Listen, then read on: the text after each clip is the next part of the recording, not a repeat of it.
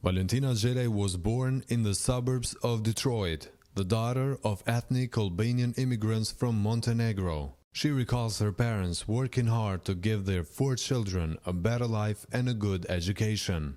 But her childhood was far from normal. My father physically and emotionally abused my mother my entire life. And that was something that I didn't understand. At times, my mother ended up in the hospital, my father ended up in jail.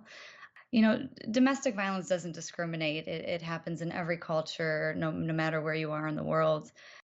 Gjeli buried herself in schoolwork as a way of coping. Then in 2008, as her mother tried to end the marriage after years of suffering, Gjeli's father fatally shot his wife and killed himself with the same gun. I believe what triggered this was my mother actually separated from my father for about 6 months before this ultimately happened. And during that time, my father grew extremely depressed and angry and lost a lot of power and control.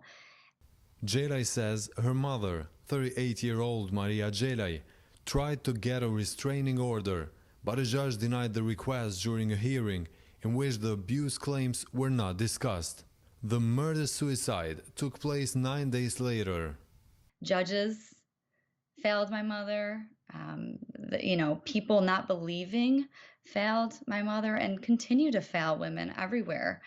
Then an 18-year-old college student. She went to live on her own while her grandparents took in the youngest siblings. I grew stronger and I grew motivated to help the world understand that no one does anything to deserve domestic violence, to deserve to be murdered. Today, Gjeli is a program director at a healthcare organization and works against domestic violence in her Albanian American community in Michigan.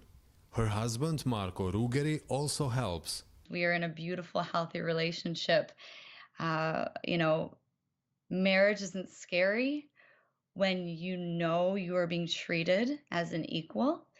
You feel loved and supported. Burim Goxhuli for VOA News, Washington.